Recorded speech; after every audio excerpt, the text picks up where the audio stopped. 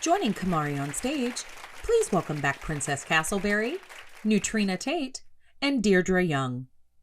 And to moderate the discussion, please welcome back Christy McDonald.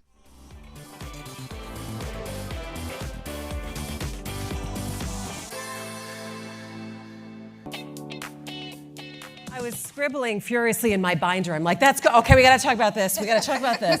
I'm really so happy to have you all sitting up here. I took something that each one of you talked about, and I wanted to get to inclusion, and I have about 20 questions on one side, but I want to start actually with something, KimArie, that you brought up. You just let us in on how you felt walking into this room, and raw. It wasn't, she's got it all together, she's figured it all out, the speech is perfect, she just ran in here hot and everything is fine. Because I've skidded into more than one room the way that you did. But what is it about revealing that authenticity to all of us, which could have been construed as a weakness of not having it all together? Because I think it was, Deirdre, you also said, we all walk into the room with something. That's right. And a perspective. What is it about being able to share that, and how do we find that to be able to reveal that in our business place, with people at work, and in our community that is not a weakness? And let me start with you, and I'll go down the line. Real talk, I'm tired. That's right. Like you grow up and you're taught that you have to be this way.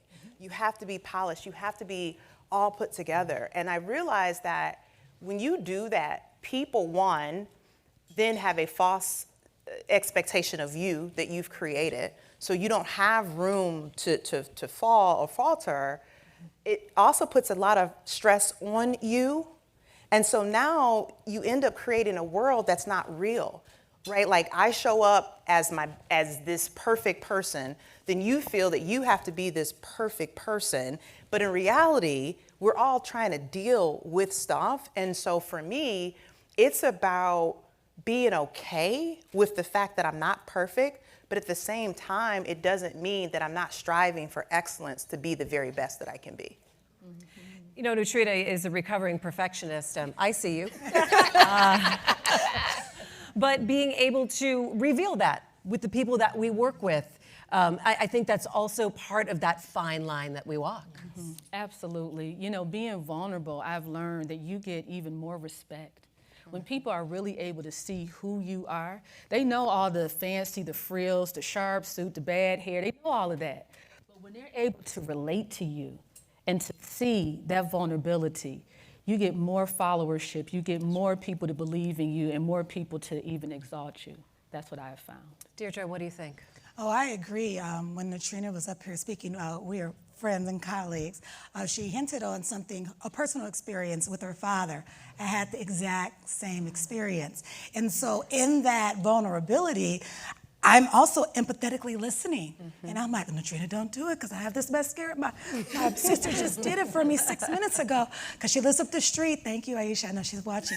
But it's the connection, because now I hear what she's saying. I understand where she may go. I'm ready to get her a piece of tissue if she needs it, because we need to still be there. It's strength in honesty. Yep. Yeah. You know, I walked in today, and Elizabeth, thank you, Elizabeth. She's amazing helping to organize this. My daughter has a chronic condition for the past year and a half. My life has been around 12 different specialists. I've been in the hospital with my daughter living for 3 weeks, and I am still here. She had a new symptom arrive yesterday, and the only appointment available with the endocrinologist was today at 9:20 a.m., but I needed to be here. And I thought about the privilege of that I had a car, that I could pay for the copay, that I had insurance, that my mom at 83 can still drive my daughter to see the doctor, that the doctor was open to doing a virtual meeting in my car so I can speak. So though there was a lot of things that I could say was wrong, I think about all the things that are right, and all the privilege. Even I sit here, privileged. All of us are breathing, privileged. So I think that we need to think about how we really connect. It is okay to be weak, because weakness is really strength, because at the end of the day, We are who we are, and that's what makes us real. And that's why we can connect with so many people. Just like all of you are connecting. At the tables, I heard you when I was walking through, learning about each other. This is real. This is our moment. Right. Where you want to pick up on that? Listen, my parents named me Princess, okay? Princess. And so the name Princess creates an agreement, right? So remember I said agreements are learned, familial, and societal rules. So when your name is Princess, people expect for you to walk into a room and behave a certain way. Even when you're an adult, even when you're in a corporate setting, even when you're leading the team, Princess, right? So the name can be heavy. Okay, but we've been labeled with many, many, many, many things. Mom, woman, sister, caregiver, provider, lover. Oh, name some stuff that you've been called. Chicken nugget maker. I got kids. Kids don't care about any of this stuff. No, they They just want to know what's for dinner and what shape, and is it breaded or grilled, okay? They don't care. And so what I think about it is that we just have so many titles. And when we try to pretend that we're just a speaker, that we're just an executive, that we're just educators. I call this panel 3 Doctors and a Princess. We just want to pretend that we're 3 doctors and a princess, and that we're not people that get hurt, that we're not. Sometimes I'm married now, but I've been a divorcee. I have, a great husband who lives in the house and helps raise a family, but I've been single mother. I am a woman that can provide for herself, but I have lived in a poor state. That's right. Okay, so I've been many, many things, and I think that's what's important to know, is that we are not a monolith. We are a spectrum of things, and we're just trying to include all of those things. And not be afraid to identify that. No, where, all of where that. we are. And I'll be the first person to say that I would love to stream the 3 Doctors and a Princess show. I would watch. Again and again. I'm manifesting. Well, you do know someone who does streaming things, so I mean, we can talk about this afterwards. Okay, something that also stuck out to me, and again, as we kind of take this journey down the road of looking at inclusivity, knowing your value, bringing that up. That is very difficult. It has taken me a very long time, and there are days that I still waver on what I believe my value is and how do I make sure that others know. Deirdre, let me start with you. When you hear that question, how would you talk to someone about who maybe can't quite find it, articulate it, or bring it to the space that they're working in? Well, I would go to one of my mentors. He said to me, Deirdre, this was before a contract negotiation, said, Deirdre, do you think that I think about what I'm going to say before I go into the room and say what I want based upon my skill set? I don't think twice. Why are you still thinking about it? You know your worth. You have how many degrees? You are a practicing diversity person, but also you're a dentist, like a full licensed dentist from the University of Michigan, president of your class. So let's think about that. I was going to say. What is your worth? Like you're doing dentistry on the side on the weekends, or like serviceman. How many people did you just see? 75 in Grand Rapids before active deployment. So you are service oriented, you're all the things. But I invite all of you to consider, what are all your things? Why are we thinking about our worth? We know what it is. We know what the range of that salary is. We know if we're in the beginning, the middle, or the end. Let's just be real, but be real with yourself and say, this is what I expect. No one else is thinking about it. Why are we? That's what I would say. Yeah. She's negotiating my next contract. KimArie, what about knowing your value and the path that you have taken through your work? How did you come to, I guess, learn that for yourself? And then I think it goes back just my grandmother and just what was instilled in me of just knowing my worth, right? And understanding how to leverage the tools that are provided to you to be able to demonstrate that. Like, so to Deirdre's point, like I don't think of like, well, what is, I know I'm standing 10 toes down in that. I've worked hard, right, to be at that table, to be in that room. And so you have to walk with confidence and know that. I think the first thing, though, to your point, is assessing it for yourself. That's right. Because if you don't know your worth, then you're going to go any way the wind blows, and people smell that. It comes out like garlic on you. And so when they recognize that, oh, you don't know your value, you don't know your worth, then that puts you in a position where people then dictate to you based upon what they feel you are worth. So you have to do your research, you have to understand like what it is that you're bringing to the table, and then stand confidently in that. That's right. Princess, let me jump over to you. What do you think about that in terms of how you've been able to walk and saying, knowing your value and growing in that? Because again, I think of, I'm going to put myself back into 25-year-old Christy, who had no idea even how to have the conversation with myself, just saying, thank you, someone wanted to hire me? That's right. I have the privilege of, like I said, working for 22 years as an enterprise risk manager. And by nature of the role, we are inquisitive. We ask questions. So when my leaders would ask me to take on additional responsibilities, I would ask them, what's that worth to you? What's that worth? What does it cost the company if this doesn't happen? They needed me to do the job. I was uniquely positioned in my field, and I think worth is about positioning, right? We live in real world, right? This is business. And so while we all have intrinsic value and we know that we are worthy and we have all these accolades, business still has to get done, and business has a cost. When you look at a business, you're evaluating, the possibility of harm or loss to things of value. Look at what companies value: their people, their purpose, their profits. So tie that directly to the projects that you're asked to do. If you are an entrepreneur like me and somebody's asking you to come in and speak, what's it worth? What are we trying to accomplish together? Put yourself right in the mix. And I get people to tell me how much they value what they're asking me to do. And if they don't value it, then I don't do it. If they do value it, which they do, because that's why they're asking, then we start talking about what happens if this doesn't happen. What happens if your leaders are not confident, don't make better decisions, can't manage stress naturally, can't reconcile conflict? What happens to your bottom line? And when we establish that, now we start talking about the contract. I never come in talking about my value until I understand what's worth to them. Nutrena, let me ask you, and we all have the privilege of sitting up here, being at a certain place in our careers and having, gone through a lot of the pitfalls and figured a lot of things out. Was there a point in your career path, maybe, years ago, that you said, aha, this is my value and this is why it's so important for me to assess it for myself? Absolutely. It's kind of twofold. I had to think about, even outside of, my career value, my foundational value of me as a person. And I always hear my father, every time, whether it's my career, whether I'm in a relationship, you ain't no pipsqueak. That's right. You are not a pipsqueak. You have standards, you have respect, you have things that you have done. You have worked hard for what you have. And you know that it is only one you.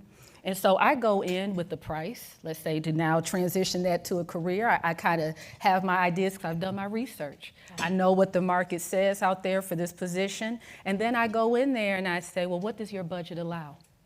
And then I go from there and negotiate. And then I say my price, and then we have leeway there. But before that, I was nervous. I mentioned that in the speech where I said it, I got it. People knew because I was a part of a public university, and they hated on me.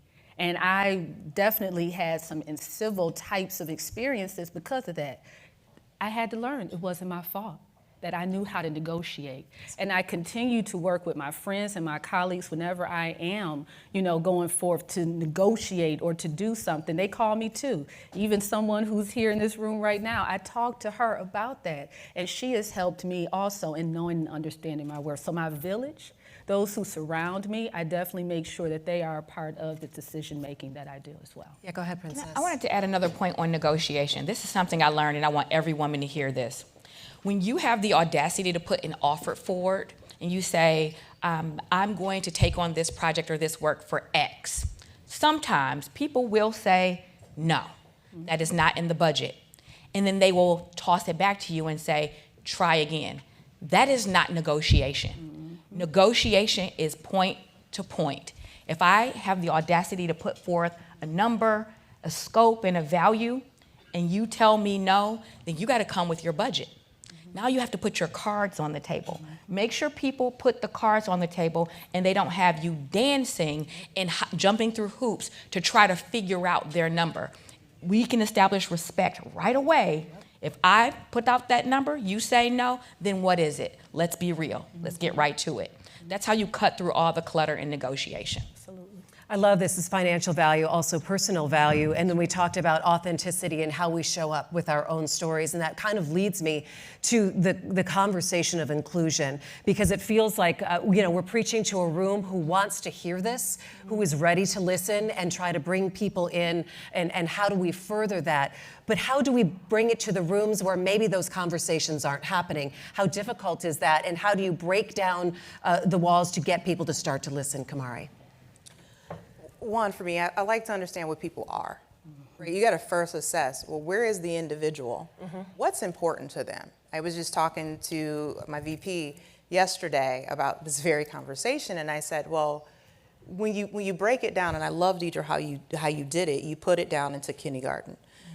When you talk about DEI and inclusion, and it becomes very polarizing, but when you get down to the bottom of it, every person that you come into contact with wants to feel included. That's right. They want to know that they belong there, that they can have a voice there. And when you break it down to that basic level, it allows us to start having a real conversation around, well, where are the opportunities for us to do better?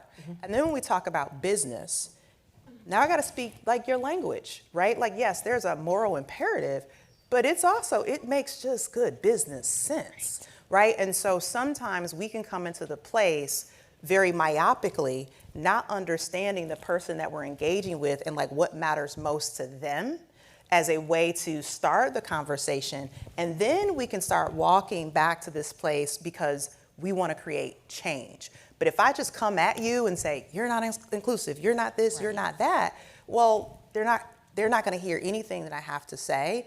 And in our positions, our job is to get you to open up, hear us, and then create change for all of the people we're responsible for. Nutrena, what about you, coming from your perspective? Yeah, absolutely. I was just thinking that I'm a committee chair of a national organization of DEI. And we've had this long conversation of no longer using DEI because we want to be heard. We want to be listened to.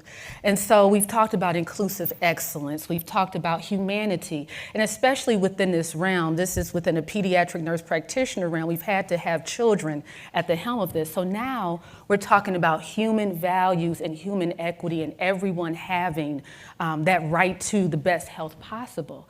And that's been a hard conversation considering what the environment has been lately.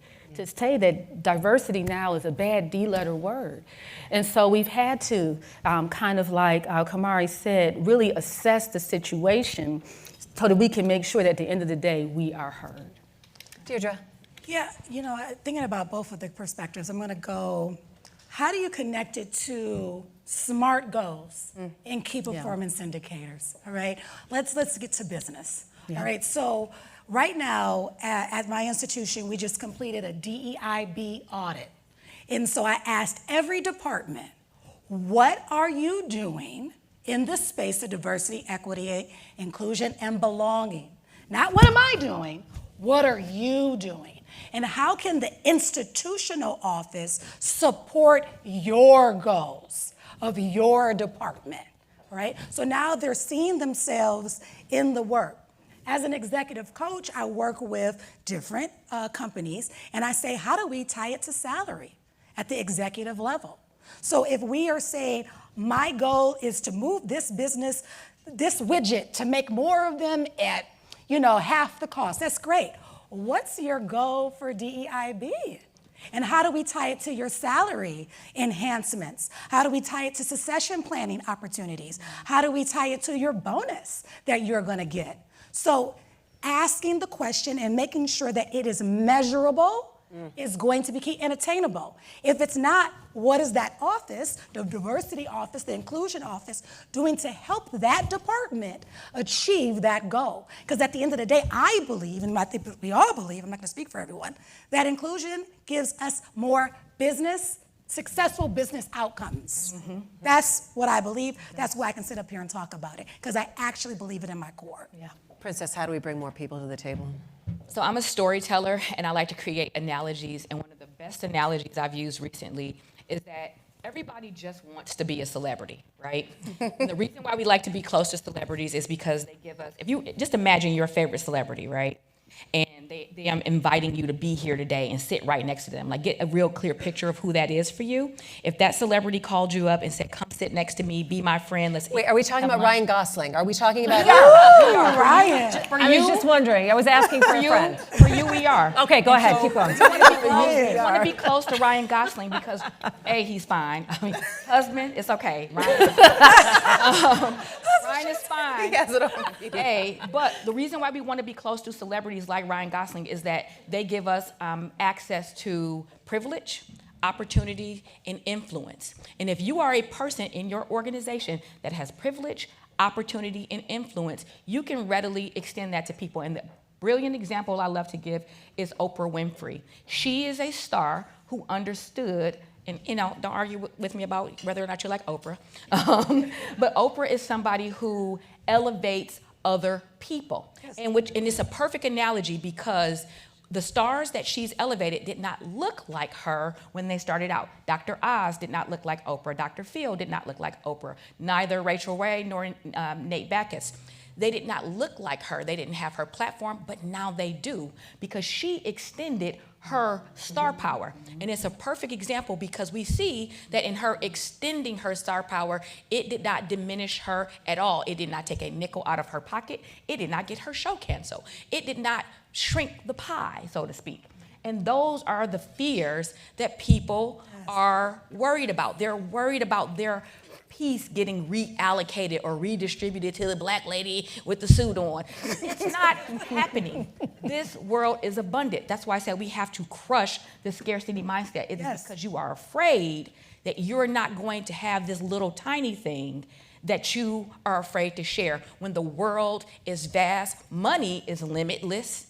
You just have to know how to access it. Yes. That's what we need to do. Yes. You know, whenever I get in a room like this and get a panel in front of me of tremendous and successful women, I am always driven of the thought of how do they do it? I struggle with, I'm a widowed parent of 3 teens. I work full time, and I'm told constantly to lean in. And I have found that I am finally leaning out, and that actually works better for me. I feel more productive. I feel more creative. I'm doing a more focused work when I'm able to not be all in all the time. And I want to ask each one of you, how do you care for yourself and how do you either lean in, lean out, or whatever philosophy you have to make yourself, I guess, present the way that you are right now and keep the balls spinning in the air. Sometimes they drop, I get it. But Deirdre, let me start with you. Well, I just say, I don't have it all together. And that's okay. Yeah. You know, you have to be okay with not having it all together and being real with yourself. I literally just look in the mirror like, it's gonna be okay. And it's a saying I do with my friends. I know it's from a movie, Finding Nemo, but just keep swimming, just keep swimming. So that is my kind of motto, just keep swimming, especially now 1 year, 3 months. With the situation with my daughter, yes, I'm counting, because I know one day a cure is going to happen. Right, So on that day, I'm going to know that day too, because it's coming, which goes into my faith. Faith is also something that centers me and helps to keep me grounded, because there are days I want to scream, just like today, when yet again we still don't know the diagnosis after such a long, painful time. So, but it's okay, because I can see all the positives. I see your beautiful faces. It warms me. I don't even know you, but I can feel your energy. So my third thing is feeling the energy in the room. When I'm low, one of my good friends are high. And when all of them are low, we go, I don't know, watch a chick flick or something so we can just bring it back, bring that laughter back into the room, and bring ourselves back into the room. All of ourselves, because we already talked about the sad parts, but we have all these dynamic parts on top of the sad part that we need to acknowledge too. So we can't stay in the pity party. It's okay, because I'm gonna give you the tissue, but I'm also gonna be your number one cheerleader too. And I'm gonna find the space when I have it to give and honoring that. And sometimes I just say, I don't have it today. Like my girlfriend knows. She's sitting over there. I don't have it today, but she's like, I'm gonna be here for you. I'm gonna support you. And I feel Dana's energy, and thank you, Dana, for being here. Great. KimArie, let me ask you. So first thing, it's perspective, right? It is having the perspective and recognizing that this is a moment in time. You hear me talk about my grandmother a lot because she was so instrumental, but it was the belief that the storm doesn't last always. The pain doesn't last always. And so it's the ability to understand that this is like, you just got to get through it and lean into the goodness that you've experienced. The other thing is, when I took on the second role, I got a lot of questions from folks of like, are you going to be able to do it? And I used to say, I got to keep my head on a swivel. I just got to keep my head on a swivel. And then I realized, one, that's tiring. If you just like keep your head on a swivel, like, so thinking about how you talk to yourself. And then I said, you know what? I can only catch one ball at a time. That's right. You throw 10 balls at me, physically, I can only catch one. So that's what I'm gonna focus on. I'm gonna focus on that one ball. And then the last thing is, I used to have FOMO, right? That fear of missing out. And a good friend of mine flipped it. And now it's this JOMO. It's the joy of missing out. I don't need to be. That's right. I don't need to be in everything. I don't need to go everything. Like, catch me up on that later. I trust that you got it, and that ability to delegate, not just at work, but also in your personal life with your family and figuring that out. But like that JOMO, it just feeds my soul when I just find that I didn't need to be in that meeting or go to that event, and I'm good watching my little Tubi and hanging out. So. Nutrena, what about you? Automated responses are my favorite friend. Electronic vacations are my favorite friends, usually on Sundays or after 8 p.m. because that's all my boo time. And people know, usually, sometimes I do have those 8 o'clock, those 9 p.m. meetings. Yes, I do. But for the most part, they know my office hours are 9 to 5. And I'm hustling. I am, everything to the wall. But just like today, I knew that, I had this event. I have a lot of meetings after this, but at 6:30, it is like Fred Flintstone and the dinosaur. And I will be watching Netflix, Hulu, something to just recharge, rejuvenate, and get ready and up and going at 6 o'clock tomorrow morning. Princess, how do you protect your energy and get your energy, I guess? 3 words, if you didn't catch it when I was rattling off earlier: progressive muscle relaxation. It is a relaxation technique that has been around for more than 100 years. It came out after the last pandemic. It is scientifically proven to relieve stress, headaches, insomnia, depression, anxiety, and is used to treat cancer pain. I learned about it because my mother is a breast cancer survivor. It is the biggest gift that I can give you. Shameless plug, if you go to my YouTube channel, there is a video featuring me and my husband where I want to demonstrate it. One of my missions is to get everybody in the world practicing progressive muscle relaxation. It triggers and trains your parasympathetic nervous system to simply relax when the body senses stress. Biggest gift of my life. It's what keeps me balanced. Yeah. And puppies. And puppies. Yes. Here at events like this. All right, we only have about 2 minutes left, and I'm just going to ask each one of you just to give us your last takeaways. What should we be walking out of this room with? Let me start with you, Princess. Get into your zone. Get into your zone. The battle cries are real, and you will have plenty of opportunities to get out, but get into your zone first. Get very grounded and strengthened in who you are, and when you're ready, we will be out here ready to push you along. Okay, Nutrena? Know your vision, know your values, and know your worth. All right, Deirdre?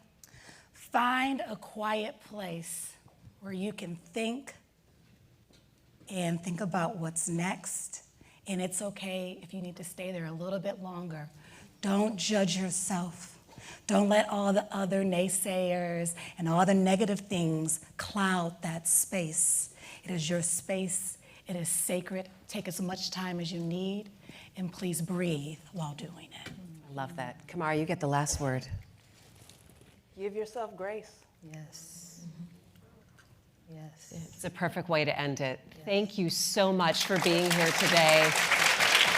I hope you take all of this energy, bring it back to someone that you love. If it's back at your workplaces today, we so appreciate your time. Have a wonderful afternoon. Enjoy.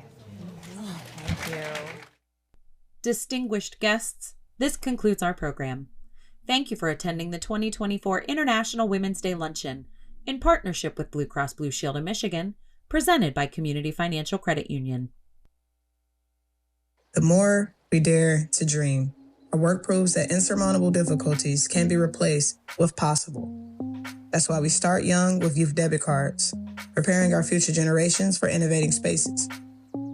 We've become relentless in uplifting the historically disenfranchised, shining light on education, women's empowerment, and community values. We champion our community to remain leaders in their respective industries by being a support that feels like home, a testament of belonging over banking.